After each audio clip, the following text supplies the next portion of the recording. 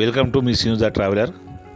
ఈరోజు మనం దర్శిస్తున్నాం షిరిడి సాయిబాబా యొక్క దివ్యధామాన్ని.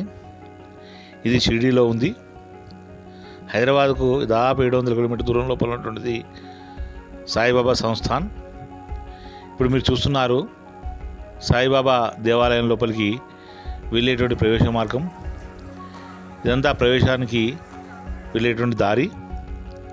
ఈ దారిలో వెళ్తున్న సమయం లోపలనే సాయిబాబా గురించి మనం కొన్ని విషయాలు తెలుసుకుందాం.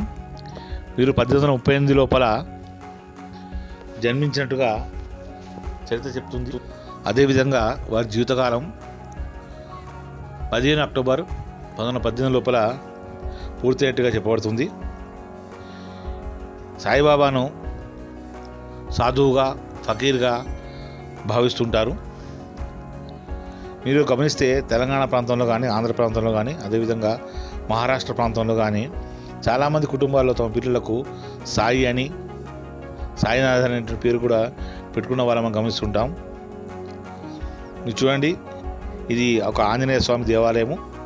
ఇది సాయిబాబా మందిరం లోపలనే మనకు కనిపిస్తుంది. చాలామంది భక్తులు వడివడిగా పెరుగుతున్నారు. సాయిబాబా చెప్పేటువంటి యొక్క మాటల లోపల ముఖ్యమైన మాటలను ఈరోజు మనం జ్ఞాపకం చేసుకుందాం. సబ్కా మాలిక్ ఏక్ హై, అల్లా మాలిక్ అనేటువంటి పదాలు వాళ్ళు విరివిగా ఉపయోగించేటువంటి వాళ్ళు. ఈ సమయం లోపల మనం గమనిస్తే వారి యొక్క ప్రవచనాల లోపల మనకు ముఖ్యంగా గమనించేటువంటి పదాలు శ్రద్ధ, saburi. శ్రద్ధ అనగా చేసేటువంటి పనిని శ్రద్ధగా చేయడము. అదేవిధంగా saburi అంటే ప్రశాంతత, తర్వాత చేసేటువంటి పనిని ఓపికగా చేయడం. ఈరోజు సమాజం లోపల చాలామందికి చేసే పని లోపల శ్రద్ధ లోపిస్తుంది. అదేవిధంగా ఓపిక అనేటువంటిది కూడా చాలామంది లోపిస్తుంది.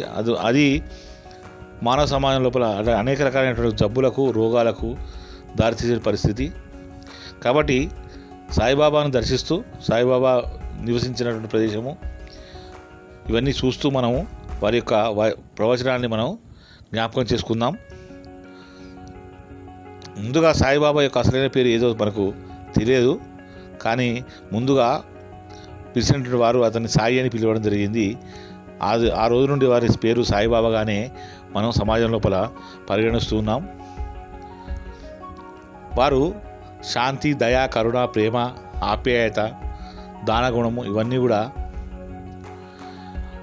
ముఖ్యంగా చెప్పబడతాయి. ఖండోబా దేవాలయంలో ఉన్నటువంటి మహల్సాపతి సాయిబాబాకు అత్యంత ప్రీతికరమైనటువంటి ఒక వ్యక్తి. ప్రతిరోజు కూడా సాయిబాబా దేవాలయం లోపల మనకు గమనించినట్లయితే హారతి చాలా ప్రముఖంగా మనకు కనిపిస్తుంటుంది. హారతి సమయం లోపల చాలామంది భక్తులు వారు అక్కడ ఆ యొక్క దర్శించుకోవడం అనేటువంటిది గొప్ప మహద్భాగ్యంగా మనం గమనించుకోవచ్చు. వారు చెప్పేటువంటి కొన్ని పదాలని మనం ఇక్కడ జ్ఞాపకం చేసుకుందాం. మీరు ఎవరిని నొప్పించకండి, తోటివారు మిమ్మల్ని ఏ రకంగా కష్టపెట్టినా సరే వారికి క్షమించండి అని గొప్ప క్షమాగుణాన్ని, దయాగుణాన్ని మనకు చెప్పేటువంటి వారు సాయిబాబా. అదేవిధంగా సహనాన్ని కలిగి ఉండండి, కోల్పోకండి. మీపైన ఎవరైనా అనవసరంగా నిందలు వేసినా మీరు చలించకండి, అవి కేవలం ఆరోపణలని మీకు తెలుసు, కావున నిశ్చలంగా ఉండండి చెప్పేటువంటి ఒక గొప్ప మహానుభావుడు. గతంలో ఉన్నటువంటి సాయిబాబా విగ్రహాన్ని చూసినట్లయితే